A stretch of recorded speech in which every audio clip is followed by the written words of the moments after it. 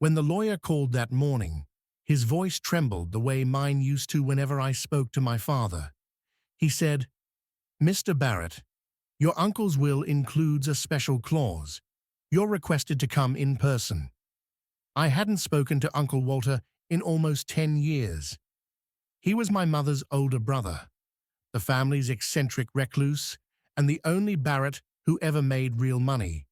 He built an empire of antique restoration shops across the state, collected clocks that ticked in every room of his creaking mansion, and preferred ghosts to people. When he died, no one cried. Not really. My mother called me with a sigh, like she was announcing rain. But that morning, hearing the lawyer's voice, something inside me shifted. It wasn't grief. It was curiosity, or maybe dread. Everyone in our family knew Uncle Walter never did anything without reason. And now he was calling from beyond the grave. The lawyer's office smelled like dust and old paper. He introduced himself as Mr. Channing, thin, nervous, the kind of man who blinked too often. Two of my cousins were already there, Elena, dressed in black silk, and Peter, pretending he didn't care. We were the last of the Barrett line, 3 grandchildren of a man who built furniture for royalty but left his children nothing but resentment. Elena whispered, "You think he left you something?" I shrugged. "Doubt it. He barely spoke to me after I quit the business." She smirked. "Maybe he forgave you, or maybe he wants to make you crawl." When Mr. Channing opened the folder, the sound of paper sliding free cut through the silence like a knife. My pulse ticked with the rhythm of Uncle Walter's clocks. "This," Mr. Channing began, "is the last will and testament of Mr. Walter H. Barrett." He read in that careful tone all lawyers seem to practice, half respect, half warning. "To my nephew, Daniel Barrett, my niece Elena Rivers, and my nephew Peter Cole." He paused. "I leave equal shares of my estate, provided that one condition is met." The air seemed to thicken.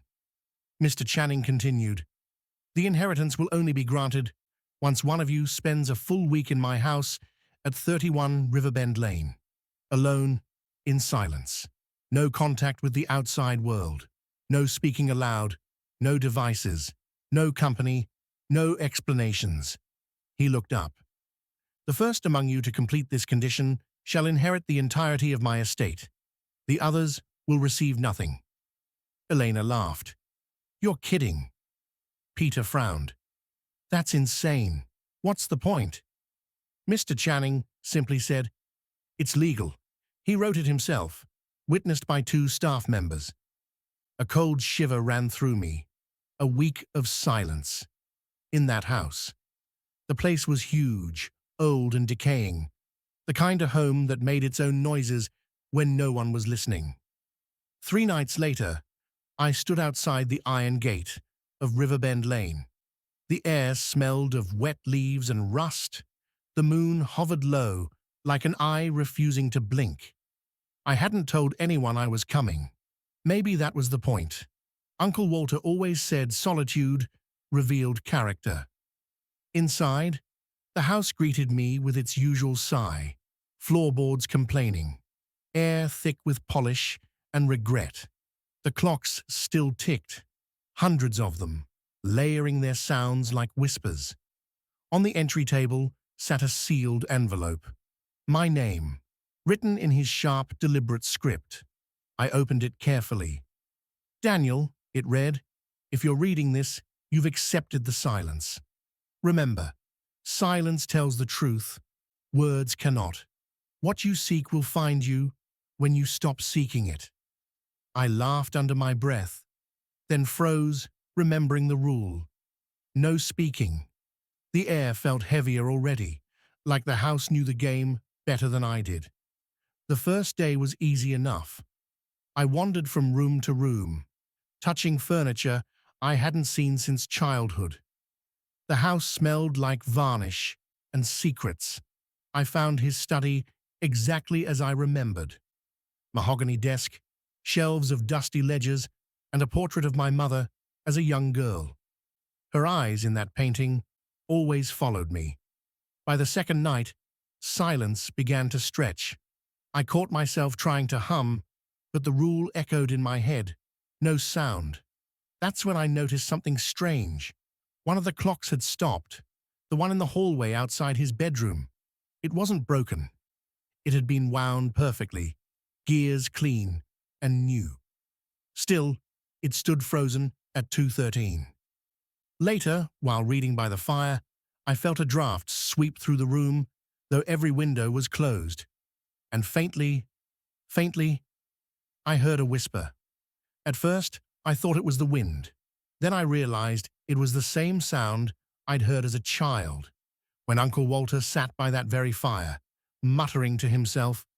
He'd been obsessed with silence even then, claiming he could hear truth in it. On the third day, I found another envelope, tucked behind a clock. Same handwriting.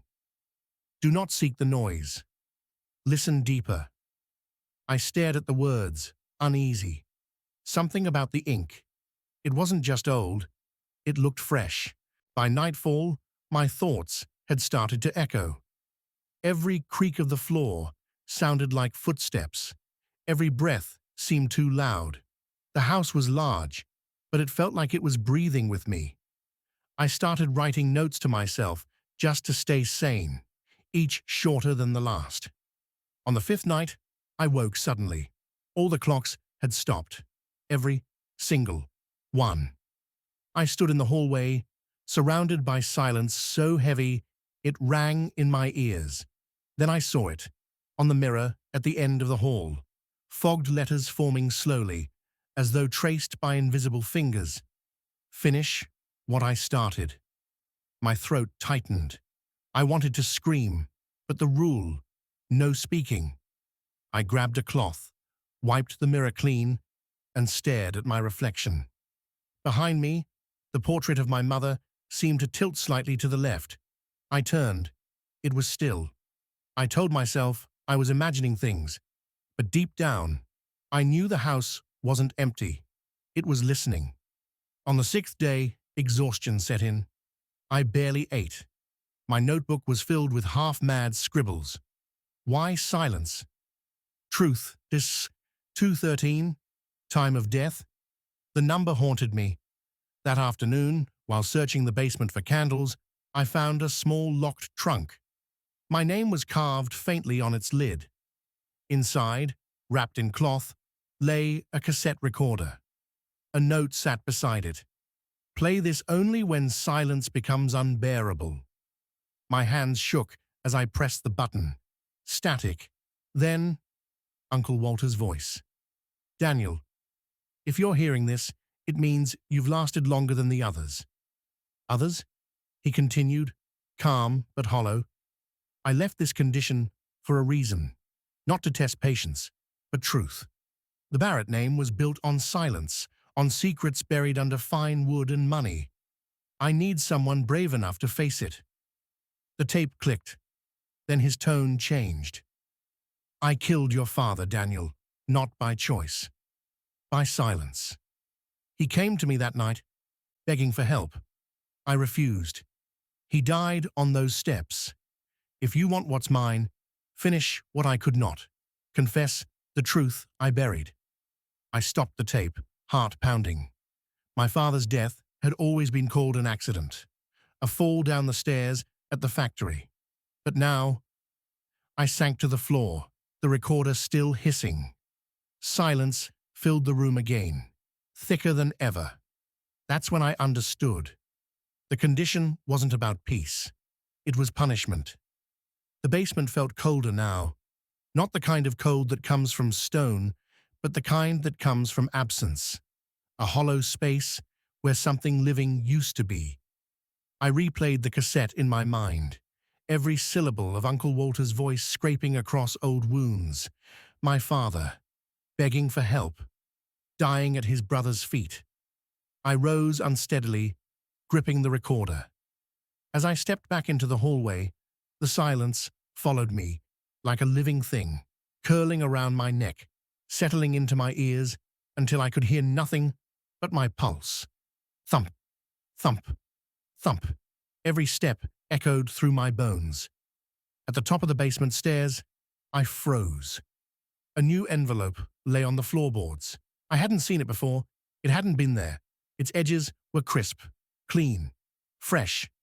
I knelt, hands trembling, and opened it. Inside, a single sheet of paper. One sentence. "He didn't fall. You did." My breath caught. No, that wasn't possible. I was a child. I barely remembered that night.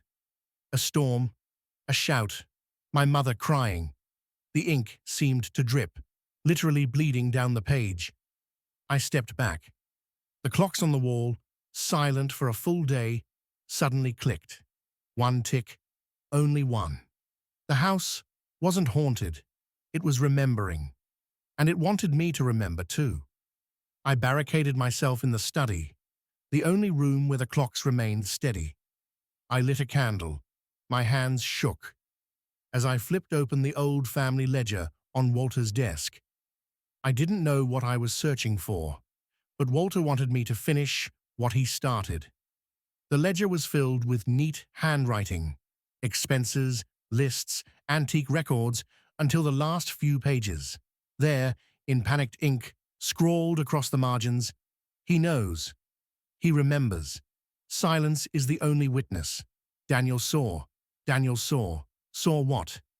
Memories flickered like broken film reels, my father shouting, Uncle Walter grabbing his arm, a staircase drenched in shadow, my small hands reaching.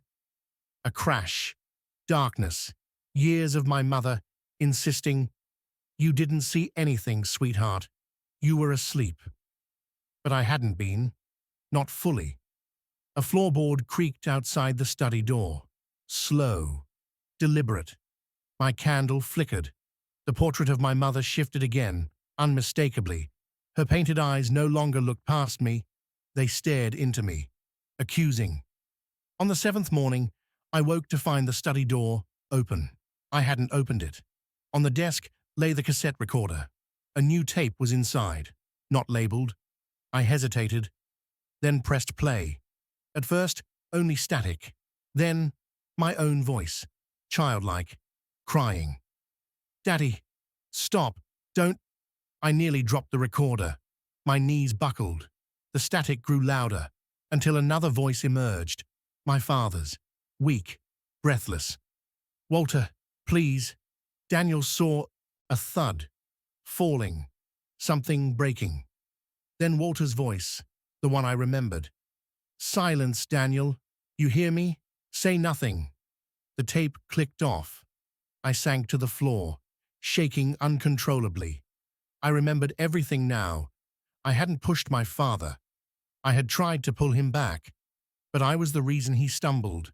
A child grabbing his sleeve in panic, a misstep, a fall, a silence that lasted a lifetime. And Walter? Walter had covered it. Not to protect me, but to protect the Barrett name. The will wasn't punishment, it was confession, forced out of the only survivor. The clocks began ticking again, all at once, hundreds of them. Loud, synchronized, deafening. Their rhythm grew sharper, like 1,000 tiny hammers striking metal inside my skull. I pressed my palms against my ears, but the ticking slipped through my fingers like knives. It wasn't noise, it was judgment. I stumbled out of the study, the recorder still in my trembling grip. The hallway stretched before me like a throat, narrow, dark, swallowing the little light that remained. The portrait of my mother hung crooked now, on purpose. Her painted expression changed subtly, eyes colder, disappointed. I walked past her, unable to meet her gaze, past the clocks, past the rooms filled with dust and memories, past the sealed envelopes I hadn't yet opened. The silence rule still clung to me like a chain, but I was beginning to realize something horrifying. The rule didn't belong to Walter. It belonged to the house, and the house belonged to the truth.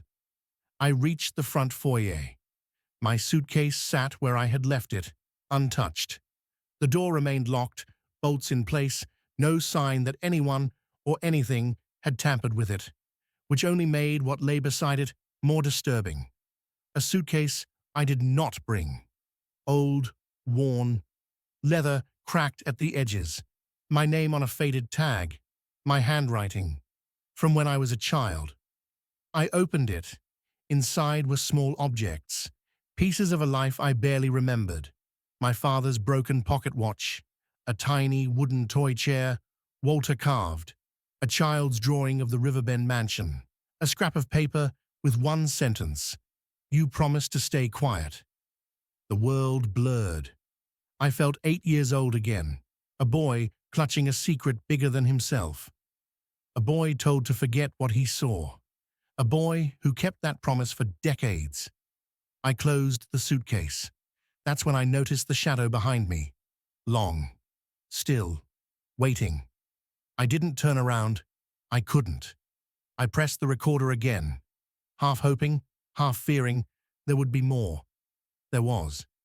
Uncle Walter's voice, softer this time, tired. "Daniel, I couldn't carry it anymore. The clock stopped for me too. I built this house on silence, but it never forgave me, and it won't forgive you unless you finish what I started." I finally spoke, breaking the rule without thinking. My voice cracked from disuse. "Finish what?" The house responded instantly. Every clock stopped. Every single one. The sudden silence slammed into me like a fist. In that breathless void, the recorder clicked again. A final sentence, whispered, "Tell the truth, Daniel, or the house will tell it for you." I dropped the recorder.